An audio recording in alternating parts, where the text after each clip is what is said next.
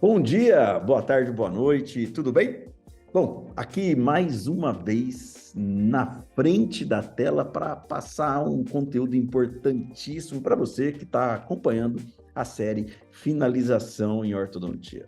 A finalização em ortodontia, ela conta com vários aspectos. E aqui nós estamos fazendo essa série com todo carinho para que você possa fazer um pequeno checklist, uma pequena observação em cada ponto necessário para que você efetivamente possa terminar os seus casos de maneira mais agradável.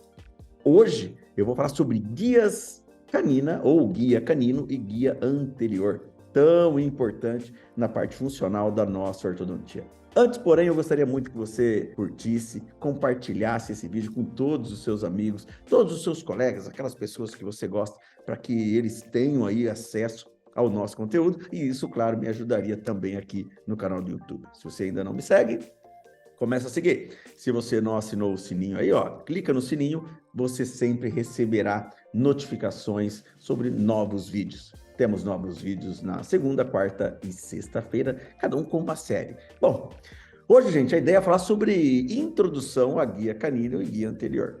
Né? A guia canina, tão importante nos movimentos de lateroprotrusão, e a guia anterior no desocluir ou na incisão dos alimentos, desocluindo os dentes posteriores, já faz parte de uma ortodontia extremamente funcional. A guia anterior envolve os dentes anteriores e a guia canina teria que somente envolver a região de dentes caninos. É bem verdade que com o tempo, com o passar do desgaste, a guia canina se transforma e muitas vezes em guia parcial de grupo, que seria canino e premolares, numa lateroprotrusão, e futuramente, talvez aí com o passar dos anos, uma guia total entre canino, presa e molares, tá? Então, guia canina que pode se transformar em até guia total de grupo, que seria com premolares e molares. Então, sempre que a gente for pensar numa guia funcional, os dentes caninos, durante os movimentos de lateralidade da mandíbula, ele desoclui os dentes posteriores. A importância da guia canina é auxiliar, na verdade, gente, na estabilização da mandíbula e na distribuição adequada de forças na mastigação.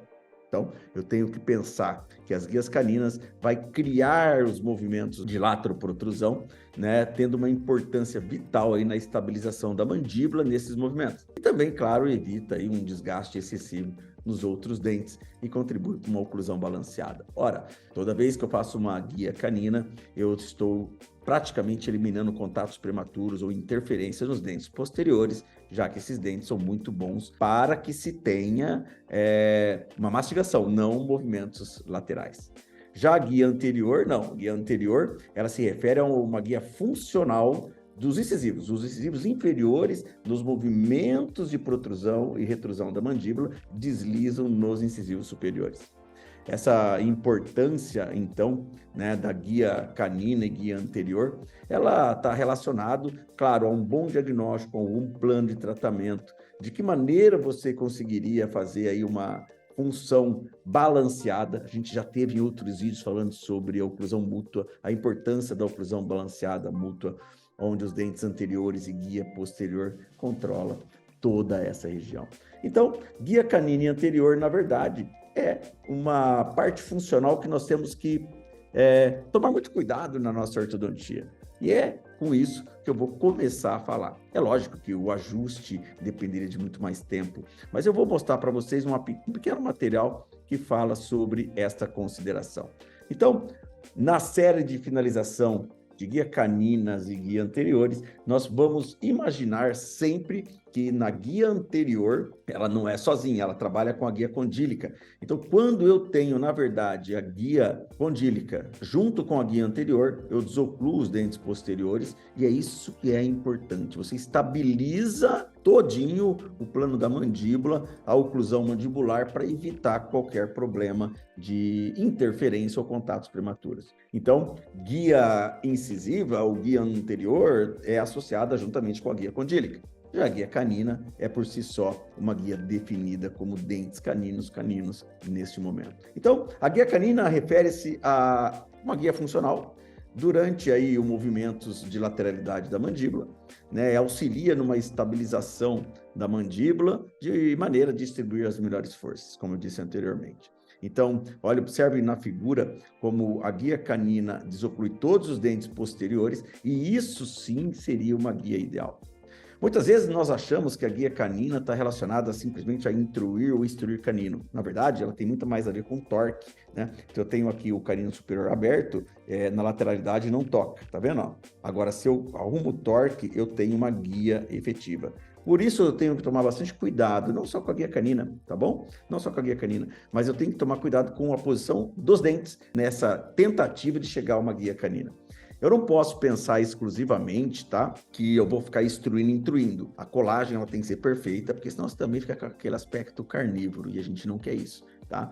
E por isso que é importante você ajustar bem a sua guia canina, bem os torques desses dentes, evitando contatos e interferências nos dentes posteriores. Então, a guia canina é fundamental para a integridade dos dentes posteriores, é importante para o movimento excursivo laterais da mandíbula, é importante para qualquer interferência que se possa criar, um desgaste excessivos, por exemplo.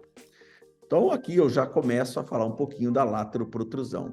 Então, quando eu tenho uma lateroprotrusão associada a uma guia anterior, observe que eu tenho todas as estruturas paralelas. Olha aqui, eu tenho o eixo Y de crescimento, eu tenho o longo eixo do incisivo que devem estar paralelos. Por quê? Porque quando eu saio da guia canina e agora eu vou para uma guia anterior, eu entendo que as inclinações das eminências, mais as inclinações das vertentes, mais a inclinação dos incisivos são coerentes. Elas são coerentes, elas são paralelas para que você tenha um perfeito encaixe, como uma catraca aí, ó, de bicicleta. Por isso, guia canina em lateroprotrusão ou a guia anterior, na verdade, nesse movimento de mastigação, nesse momento de ordenha, abrir e fechar, ele é um movimento que quase não se separa, mas ele acontece, principalmente didaticamente, a gente separa esses movimentos.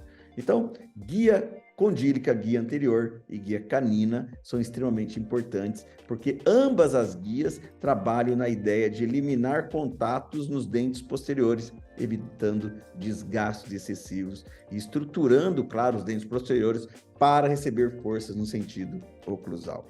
E muitas vezes, na fase de finalização, nós temos que fazer algum reposicionamento de brackets, muitas vezes eu tenho que arrumar pequenos torques, muitas vezes eu tenho que trabalhar definitivamente aí em inclinações, né? Por isso que quando eu vou fazer um planejamento e eu tenho um grande overjet, eu tenho que imaginar como esse incisivo vai chegar até a relação bonitinha de uma guia anterior, de um overbite e um overjet. Trabalhando esse overbite e overjet, eu estou ajustando uma guia anterior. Trabalhando o torque de caninos, eu estou ajustando a guia canina.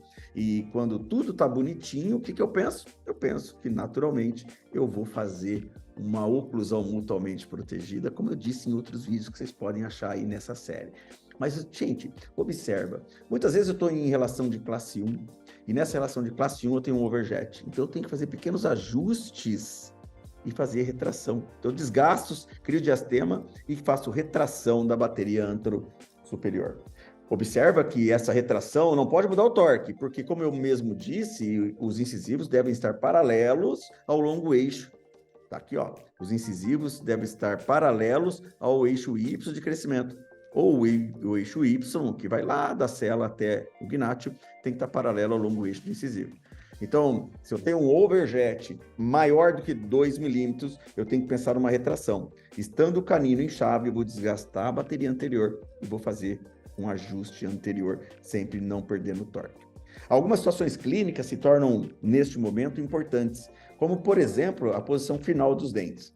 Vamos imaginar, eu tenho, então, um incisivo paralelo com o overjet. Eu faço desgaste e venho. Tá tudo certo, tá? Eu tenho os incisivos, tô pertinho aqui, reto. Eu dou torque e retraio. Eu tenho um incisivo paralelo com overjet, desgasto e retraio. Eu tenho o incisivo sem over, com diastemas superiores, sem overjet. Eu tenho que pensar, se está paralelo, eu faço restauração, e se não está paralelo, se está reto, eu inclino e fecho mais os espaços.